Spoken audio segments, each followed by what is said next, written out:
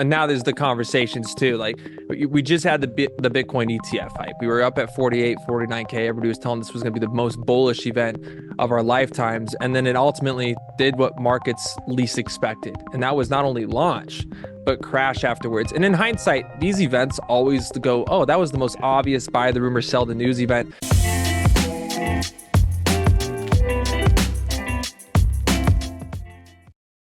This content is brought to you by Uphold, which is a great crypto platform that I've been using since 2018. Uphold has all the top cryptocurrencies, Bitcoin, and all the altcoins. In fact, they have 260 plus cryptocurrencies on their platform. You can also trade precious metals, stablecoins, and 37 fiat currencies. In addition, they are available in over 150 countries.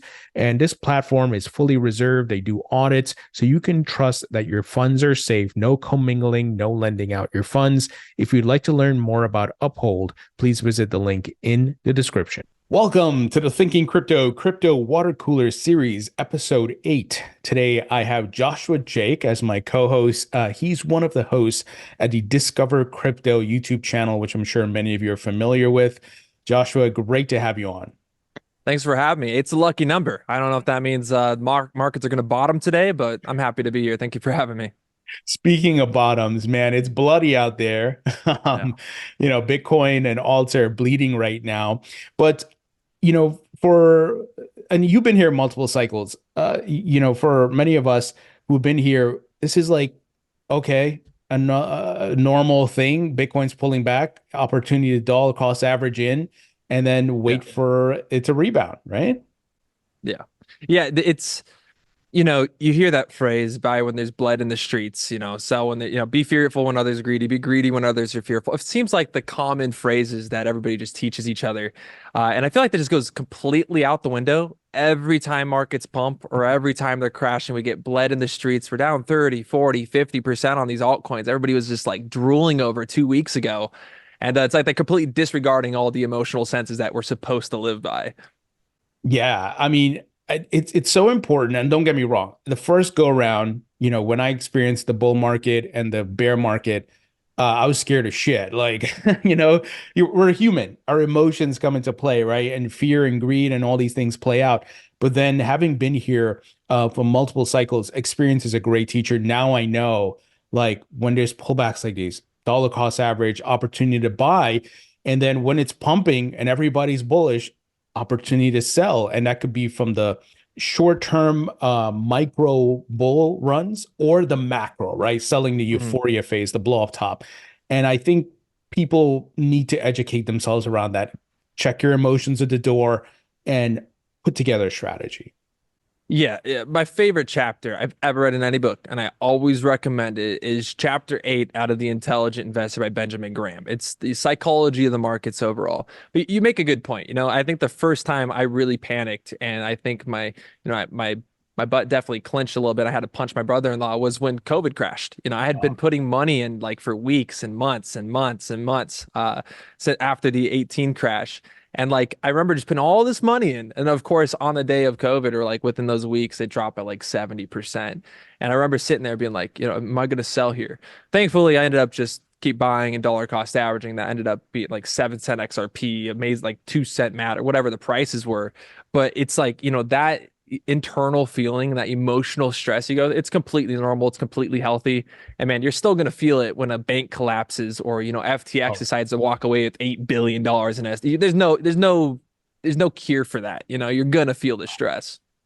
yeah. And I think it's important to also keep in mind that, and this is where the financial education comes in, looking at previous market cycles, looking at other asset classes like equities and stocks and so forth. There's volatility. There's nothing goes up in a straight line forever. The economy is boom and bust cycles. We've seen it right now. We're in a bust cycle, right? There was quantitative tightening, inflation, and all that stuff. But guess what? QE is going to return. The Fed has paused, and all these things. I say all this because don't get so caught up in the moment, the tunnel vision of like, oh my God, it just dropped. But zoom out. Wait, what? Markets have crashed before. But, what's your strategy? Like, are you comfortable that it went down and you have a time horizon? Hey, I can hold and wait for it to go back up, or maybe you have an emergency, you need the cash, right? But the thing is not to panic like and move by your emotions. Oh shit, it just crashed. I need to sell. Why? Why do you need to sell? Right? Exactly. Yeah. And now there's the conversations too. Like we just had the Bitcoin ETF hype. We were up at 48, 49K. Everybody was telling this was going to be the most bullish event of our lifetimes. And then it ultimately did what markets least expected. And that was not only launch, but crash afterwards. And in hindsight, these events always go, oh, that was the most obvious buy the rumor, sell the news event. I was fortunate enough to take a ton of profit off the top because I thought it was honestly going to be postponed. I was like, I don't trust the government. I was like, I think it's going to be postponed until March, what it was. But now we're seeing on tons of stable coins. And at the time where everybody was sidelined, they were in disbelief. They're like, no, it's not going to happen at 25K. They're like, no, it's still not in a bull run. 40K. Oh, maybe we're here. Also, we got an ETF coming out. Everybody's buying the top of this market again. It was only healthy that we saw that pullback here. Now seeing 20, 30, 40, 50%, yes, on some of our altcoins, begs the question, are these same people that were telling us to buy at 20, 48, 49K, right about it going to 25, $30,000? And there's this whole conversation now around Mount Gox, which I'm sure you saw today at the time of this recording, was, that 200,000 Bitcoin is going to open up to these markets. And immediately when you see so much blood in the streets, you just markets are completely in the red, double digit red days. The news articles and the thumbnails you're going to see on YouTube, Yeah. let's face it, they're going to be fear mongering. People Right. feed into the emotion because just like how we reacted as dumb money when markets crashed or markets pumped massively, we do the same thing to views and clickbait. And so, Mt. Gox, something that was very interesting, I saw it came out today was, obviously they were hacked. And for people that don't know, this was like a decade ago at this point. It's been since Oh, 2014. So the money coming back is in like Japanese yen and US dollar and USDT. If you want it in Bitcoin, they don't have the Bitcoin. So that means they have to go purchase it and then send it back over to that user, which, even though this is being used as a FUD scenario, that we're about to see $7 billion exit this market, it's like, well, in the first place, it's just it's $7 billion in US dollars that they had. And second of all, it's like, okay, if we're watching these investors who are now 99,000% up and they're asking back for their Bitcoin, that doesn't give me the emotion or the belief that they're going to sell it off, because these are people that know they're 99,000% up. Why wouldn't they just take that cash? So this mhm. could very well be just, again, that FUD article, that FUD momentum, and just push us back into seeing actually even potentially more spot purchases with the people that do request their capital. So, I guess only a matter of time will tell, but we're 2 months between, 3 months between the Bitcoin halving. It could be the ultimate sell, by the rumor type event again. Oh yeah, agreed on that. And you mentioned at a very important point, and this is financial education as well. When the price is going down, that's the time you'll see the most negative news and the Yeah. most sensationalized thing. Oh, the end of Bitcoin, the end of crypto, right? Headlines and Time Magazine and this. And what people need to understand is the dynamic of short sellers and narratives. And look, this applies to when people are long and they're bullish, right? You'll see the most bullish news. So when you see these headlines, understand that there's a narrative game being played here. And I know like short sellers will, that's the time they have their content ready to go because they put out the negative content. It drives fear and sentiment that makes people sell and that meets their goal of their shorts. Yeah. Likewise, if they're going long. And, I never understood that until crypto. And this is why you don't listen to Jim Cramer. You don't listen to, or Yeah. when some billionaire goes on CNBC and makes a statement, oh, this is going to happen. You need to know the charts. You need to know the fundamentals, what's happening, and verify that information because narratives, it's easy to just go and put out narratives. And especially if you're on CNBC, Squawk Box, or financial markets. And, that narrative is usually fitting if they're going long or short. Yeah. Oh, definitely. It's the same comparison to the gold ETF. Everybody loved making this comparison with the ETF. It's going to be the most bullish momentum move in history in terms of ETFs. And it's like when that launched in November of 2004, what people don't talk about is they're all very zoomed out on that chart. But if you zoom in, it's like 6 months of, I think it dropped by 12% in value. And while that seems like not a lot, the value of gold at the time was like $3 trillion, which is over double the size of the market cap today. So we're talking hundreds of billions of dollars in outflow. And then, of course, a decade, 2 decades later, you see the same billionaires that were telling you not to buy in the 90s, not to buy in the 80s.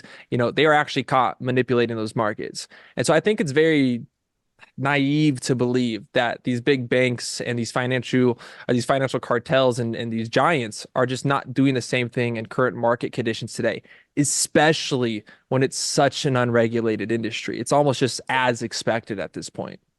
Yeah, and then the other thing that because you mentioned Mt. Gox, we have the GBTC FTX GBT sell-off, and I was trying to tell people like, who cares? Like they're most likely selling OTC anyway. Like it's not affecting the market. What's happening right now is charts, is technicals.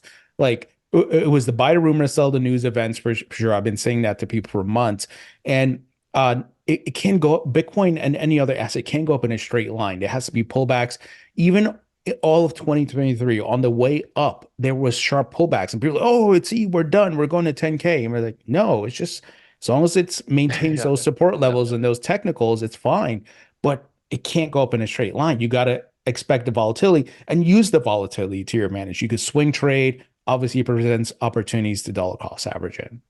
Yeah, and the FTX scenario is a perfect example, right? That was used to capitulate more and try to like scare investors out of the market again. Turns out that's actually part of the Bitcoin GBTC that was being sold off in the first place. And the Yeah. people that are like judging the, Grayscale Bitcoin Trust, I mean, look who's on the board of Digital Currency Group, which owns them. This is Larry Summers. This is one of the people that were responsible for literally getting rid of and lobbying against all of the degenerate like derivatives markets that he allowed to pass in the early 2000s that led up to the '08 financial crisis. This is a guy that was sitting on that board. So all of a sudden you see, Grayscale, working with FTX, all that same corrupted money is manipulated. Then you see Maxine Waters coming out, right? If you guys Right. don't know who Maxine Waters is, this is a politician that has been taking money and was a massive front essentially for SPF. He was donated massively to her campaign, and now she won't even pursue him with the subpoena. So all that money is the same dark money that just exists in these unregulated markets. They can't do anything really about that. Now, does that mean it's going to send prices down to 30K, down to 19K, whatever the crazy price predictions we're seeing out today? My thoughts are just, again, look at the fine print. We saw Mt. Gox. They're not actually paying out in Bitcoin Cash. And I've been actually trying to confirm that. So maybe I could be wrong on that, but there's like multiple sources from multiple news outlets and the terms and conditions and agreements that say, no, it's going to be paid out in yen or USDT or USD. And if they want Bitcoin, it's then purchased and converted. So if that's the case, again, we're coming up to the Bitcoin halving. We have Saudi Arabia at the same time, I think, coming out and saying they're going to purchase 1 million Bitcoin, not $1 million worth, but they want 1 million Bitcoin. Like Wow. we're looking at the biggest supply shock in history. We have the greatest, digital commodity financial products to ever launch on these markets. Bitcoin's outpacing silver in terms of Yeah. ETFs. It's like, okay, which in that case, you're already undervalued by 400, 500, billion dollars because we're not even halfway to silver's market cap with Bitcoin. It's like we're extremely undervalued right now. And now's the time that you want to stand on the sidelines, not dollar cost average. It's like, again, what were we doing a month ago? Everybody was panic buying because they were just FOMOing into these markets. And that's right. It's so funny. That's why you have to like control your emotions and go against the herd, right? The herd is bearish, you want to be bullish. If the herd is bullish, you want to be bearish. As hard as it seems, right? It's where you have to have that conviction and the knowledge and not be like a tourist. Like you only Yeah. show up when the price is going up. No, you're not going to make money. Sure, you may get a little lucky and buy and make a couple grand or whatever it is, but don't treat it like you're walking to the casino and you're just throwing it on black or red. You got to take time to research this, man, and do the opposite. Be a contrarian to the herd. Yeah, it's a great point. There's a difference between gambling and investing. And I have this argument almost every single day in the industries. I'm sure you do on the crypto Twitter spaces. They'll be like, "No, that project it doesn't matter. Utility doesn't matter." And then you're like, "Okay, well, what are you doing? Just throwing a dart at the wall and hoping and praying something goes up and not evaluating this?" It's like, "No. Most people that are holding Bitcoin and a lot of cryptos, a lot of altcoins, they're holding for the long term. They believe in this." And so, this just brings back the case of like you said, taking that emotion out of this market, going against the herd, even though that is usually the most difficult. Yeah. But I mean, of course, just look at history. What has going against the herd showed us? It shows us that Bitcoin is the best performing asset in history in the last decade, and you can't beat that. Exactly. The data doesn't lie. And this is where you got to really do your research. Now, these ETFs are trading, right? And I think all the fun about FTX and GBTC and Mt. Gox is burying the news of the amount of inflows that are coming into these ETFs, record breaking. You highlighted that the AUM surpassed silver's ETFs, which is insane. I'm hoping Bitcoin can go for gold's AUM this cycle, if not maybe next cycle. Um, what are your thoughts on the inflows? And we're seeing BlackRock now have over $1 billion in Bitcoin in their ETF and so forth. Yeah, I think they're going to continue. I mean, if people are just talking about the ETFs, like BlackRock, of course, is managing these. They have really cheap fees, which is also why we've seen a conversion from Grayscale Bitcoin Trust to other funds. There's cheaper fees and managements across the board. You know, BlackRock's already invested into the miners as well. They manage USDC stablecoin. They're invested into Circle. They own Coinbase. It's like they're making money off every single outlet from this industry. They own all the infrastructure. So now we're seeing the world's largest marketing. I call it the Bitcoin. The Bitcoin halving is the world's greatest marketing event for these 4-year cycles. That is what creates a catalyst. It's a ton of hype. It's going to be a massive narrative. You know, I think I've been talking about ETF since June 2021. This was the anticipation. ETFs would be out before that halving because it makes the most sense. If you're a financial asset management company and you need to get somebody onto a new asset class that you're launching a new financial product, all of a sudden you get to market to them, hey, by the way, there's going to be half the amount available within the next 2 to 3 months. You need to get this now. So the marketing incentive is only going to increase around this, and the assets under management, I imagine, is going to scale over time. And that doesn't even factor in, like you said, you're going to compare this to gold. I look at Bitcoin as gold because not because necessarily just the utility. Well, it's the utility, but it's the fact that we can convert wasted energy markets into a net value utilizing Bitcoin miners. So these Bitcoin mining companies, I think, are just going to continue to kill it and scale. But yeah, so the thoughts on, Bitcoin being compared to gold, I completely agree with you. In fact, I think, you'll see a multi-six-figure Bitcoin in the long term, no matter what. And that primarily comes from the proof of work. It's why I don't compare, Bitcoin to Ethereum. The proof of work system is completely different than a proof of stake ecosystem.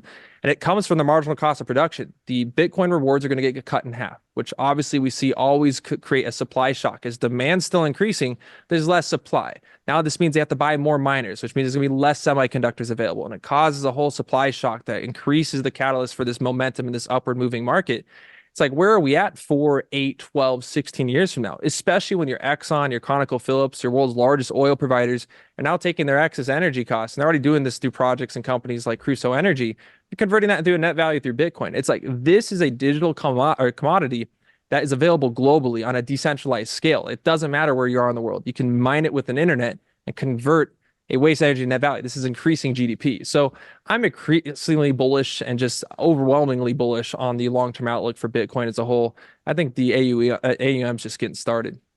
Yeah, agreed. And you mentioned all the things BlackRock is doing in the crypto market, and one of the key things which I noticed, I don't know if it was last year or 2022, they did a big narrative shift because remember there was the ESG narrative. Oh, blah, blah, Bitcoin's bad for the environment. Then BlackRock backtracked, and then they endorsed, I think it was Energy Web, which is a project. They have a token as well.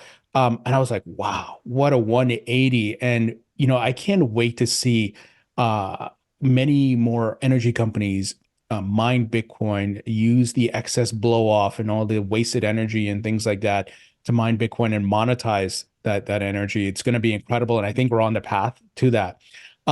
So we got the halving coming up. We got all these ETFs live and trading. You go to BlackRock's website, on their homepage is Bitcoin plastered all over it. Same thing with Fidelity. Do you think we are going to see a Super Bowl ad from one of these Bitcoin ETF issuers? Oh, I would. It's a good question. It's because it's going to come before it. Yeah. The way and the pace we've seen Vanik and everybody actually start advertising this, I would imagine it would be it'd be pretty lame not to see one. So I would expect it, but what I would, kind of point back to is all the Super Bowl ads that were rumored in the past, like crypto.com, FTX, and especially FTX, it's like, so, people already anticipate there's going to be crypto ads. Is that going to have the same, impact as it did in 2021? I think we're in a more professional market today, and I don't know if that's actually going to have as massive as an impact as it did in previous cycles. Yeah, the one thing that could be a catalyst is that these brands are already trusted and well known. Mhm. Fidelity, like, is a household name, right? If you say Fidelity to a random person on the street, they will most likely know what you're talking about. Um, so could one of them get creative and do something? Yeah. But like to your point, there's probably not going to be as much hype like there was because it was the first go around crypto.com, FTX, and so forth. There was more hype because it's like, wow, crypto has a Super Bowl ad, but less hype this time, but could have more impact as far as capital flowing into the market because of these household names, right? Franklin Templeton and Fidelity and BlackRock. But we'll see. There is I think myself a little bit and others are a bit jaded because of what happened. Yeah. It's like, is it a bad omen if you do a crypto Super Bowl ad because of all the collapses? But look, Sam Bankman-Fried was straight up doing fraud, had nothing to do with crypto specifically. So, Yeah, um, and I think that you bring up a good point. Is it like because we were jaded at this point? I think we've been played with so emotionally that we're just like, you know what? Like we have the ETF now. Like what's bigger that can the Super Bowl actually push that and bring that to a new level? It very well could. It very well could. They might say, oh, this it might bring a new amount of inflow. It could bring 100 million. Who knows? But is that the overall impact? I think definitely the Bitcoin halving is going to be the primary narrative for the coming months.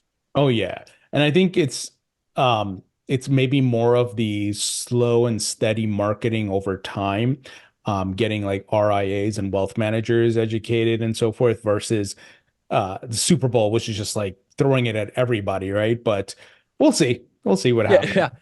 yeah. I think it comes into the SEC debacle as well, with just the way they issue these ETFs. Crazy. I think just the whole narrative around ETF, like the first week it launched, everybody knows this. Everybody's views were up. That's how you can usually kind Yeah. of equate the emotions of the market. Like everybody's popping off, doubling their views. Everybody wants to know what's happening to these markets. Are we going to 100K? And then, you realize launches, price actually dropping. The SEC, it was the most unprofessional uh launch of anything I've ever seen in my history. I mean, you could there's no explanation. It was literally so terrible. It could have been ran better by the fifth graders. You had the SEC not only advocate for 2FA, better security, not like two-factor authentication, protect yourself, don't ever get SIM swapped, change your passwords. And then now they're coming out and saying that they were SIM swapped because they disabled two-factor authentication.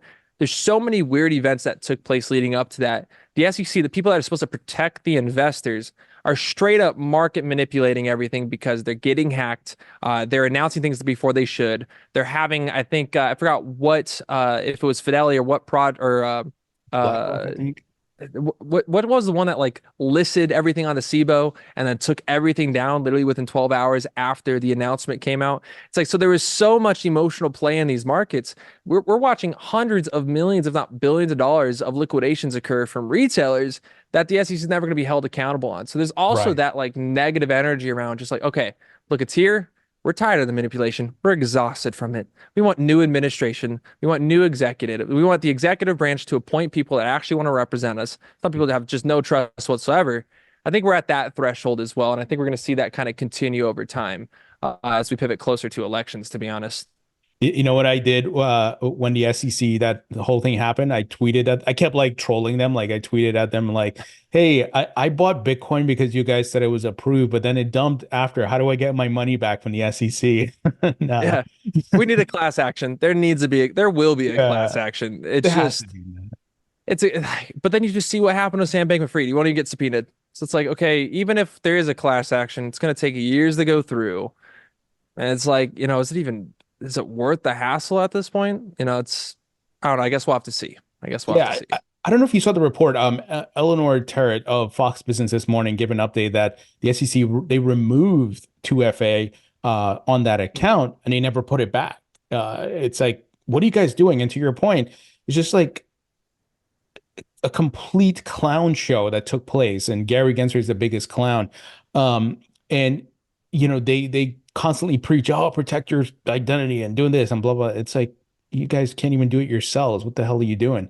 And I hope. Well, I think he will be, but Gary Gensler is going to be kicked out whether Biden gets reelected or a Republican president comes in because what a shit show. It's just been a mess. He's taking these I big honestly, I feel like if Biden's reelected, he'll go for Treasury. He'll losses. keep trying to work his way up the ladder. You know, it's people don't know a lot about Gary Gensler, but he's very involved with things like Ep8, which is, kind of a broad-based topic. But the reality is he was teaching at MIT, completely mistaught his students about the birthing and the fundraising behind the Ethereum Foundation. Completely left out Wangchain Blockchain Labs, which is like a Yeah. CCP tied group that funded primarily everything and started like pitting on Joseph Lubin and JP Morgan and Consensus. And then he applied for Binance. It's like, and then 2 years later, this guy couldn't get a job. So he like, reapplies for the SEC as like their puppet master. And it's the judge from the Binance case, I think is what it was, released this morning. She said, the SEC is not, here to fill the void with regulation in the world. That's not their job. I Mm. paraphrased that a little bit, but it's, she couldn't be any further from the truth. This is clearly regulation by enforcement. This is Yeah. clearly, people behind the scenes that want more control, want more power because the non-controllable factors of a decentralized currency are going to disrupt the World Bank, the IMF policies, and everything that's been created since the 1970s. This is infracting Mm. on a 50, 60 year cycle and system that of course is going to affect a lot of these ultra rich and these ultra like it's just that's the system. That is the Yeah. actual system here. So no, they don't want Bitcoin to succeed here for the little man. They want it to succeed for obviously themselves. Oh yeah. I don't know if you saw Hester Peirce. I think she was I forgot who interviewed her, but I saw the clip just like an hour ago on Twitter. She's like, "Oh yeah, for the Ethereum ETF launch, we're gonna make sure things are not so crazy." Like, yeah, Thanks. yeah, I Thank you. appreciate I that. appreciate, yeah, one for the little man this time. Uh I don't even know. It was also interesting with the voting, right? Because there's five commissioners. People think Gary Gensler's just a face. It's like so out of three of the five votes, he was the turning opposition on it actually getting approved. Yeah. So it just goes back to we won't know for years, but why would you disable the two-factor authentication, like Eleanor pointed out? Why would a leading regulatory body and agency have such large vulnerabilities? Yeah. There's way more questions there than just simply, oh, oops, our intern got hacked through LinkedIn and a hacker clicked on it and got a broke some fire. I don't even know how it would work, but you know what I mean? Like some basic hack. It's like, no, this Right. is you're supposed to protect us, and they did the opposite. Yeah, it's pathetic, man. And this is why I think Fire Gary Gensler has been trending since years now, Yeah, like almost every years. month, right? It's Yeah. pathetic, just a shit show. Well, speaking of the SEC, they got the lawsuit against Coinbase and then Binance. The hearing with Binance was yesterday. Mhm. My hope is that Coinbase can mop the floor with the SEC here because they approved Coinbase to go public. They knew their business models, what tokens and so forth. And Coinbase has one of the strictest listing processes. Like they don't list everything. Now Binance, they pretty much list everything. They had an exchange token, they had a stable coin. I think Coinbase has a stronger case, and I hope Coinbase wins. Binance, they may come out with some victories, but I don't think they have a strong chance. What's your thoughts on that? I'd completely agree. I think Binance kind of, shot themselves in the foot. They painted themselves into a corner. I honestly would pay attention more to Richard Tang from Binance. I think that guy is probably going to deserve a movie in the next 5 to 10 years on the overtaking of Binance. He like came up through Monetary Singapore Authority, the ADGM, which is going to be Abu Dhabi's pretty much regulatory body out there, similar to the SEC. And he kind of like every single month took over the new head position of a different sector in the country for regulations in Binance. And it like was this complete momentum and perfect rollover into him as CEO. And so, there he has a huge momentum. I'm not even bearish on Binance. I used to be like, okay, I'm not going to touch BNB. Binance is kind of they're going to get pushed out of the US because they got pushed out of the United States. PayPal literally was like, hey, we're going to push you out. Then they closed BUSD for like FDUSD and they start doing all this manipulation stuff. But so as that got pushed out, I think Binance at this point, at least for ZZ, he admitted the guilt. They're going to have the $4 billion settlement or whatever it is. They're going to use him as an example kind of for the rest of the industry. But that leaves one very bullish case, and that is the Coinbase effect. Yes. So Coinbase has a very high chance at coming out well over on top within this lawsuit and this court filing. So I think it was today that the judge was like, "Hey, the SEC needs to explain why and or come out with a list of other tokens that aren't securities because Mm. they are saying that everything other than Bitcoin is a security, but then trying to argue that they've never said everything else is a security. And that's like, okay, there's a conflict here. So Mm, actually approaching it from that manner, if Coinbase can come out on top of this and this lawsuit can be thrown out, this is where I actually believe, I do believe Bitcoin can hit six figures, but maybe what we're looking at, we're at $40,000 Bitcoin. That's like a 2x from here. That's right. nothing crazy. I think the true value will be really bringing back that Coinbase effect that we saw in prime ICO days of 2021, where if Coinbase gets this clarity, when tokens launch on Coinbase again, you better be watching your favorite altcoins, the ones that have been on Uniswap and circulating on DEXs and low tier two exchanges for years. When they get that listing, it's now kind of a classification and a verification that this is a project that can be tradable within the United States if they win this lawsuit. So the SEC just loss after loss after loss. I mean, Gary Gensler's track record's worse than Elizabeth Warren's with passing bills, which I think is like 320 to 11. It's like that's not good. When you're passing less than 1% of everything that you bring to the table, you're terrible at your job and you're clearly there only because some donor's pushing you there. So, I do believe this is really bullish for the outcome of altcoins. I've also Oh, always yeah. said I think it's really bullish for just overall the presence of crypto in the United States. Binance was never going to be able to be the top dog here. If we wanted to see the industry grow in the U.S., they needed a crypto that was backed by U.S. Bankers and of course backed by the asset managers out here, which is now BlackRock, Vanguard, and Fidelity. Yeah, no, great point. Because like you said, BlackRock and it is totally in bed with Coinbase now. So I think Coinbase is fine. And Yeah, Coinbase is also custodying a lot of the funds for the ETFs for many of the issuers. yeah, So I think they are totally fine. And I think they got their some of their futures products got approved and so forth. Um, Binance, we'll see what happens. yeah. But when you step back and look at it, it's like the crypto startups are getting their sued by the SEC. This agency's coming after them and then at the same time in parallel, and this was over the years, BlackRock and all these guys are coming in and they're fine, right? They're setting up shop. So it's like the passing of the guard a little bit where or changing of the guard, where the Wall Street's coming in and taking over. And if your exchange or your platform is not playing friendly with them, you're going to get dinged, right? And I think Coinbase is going to be okay because they're aligned with Wall Street.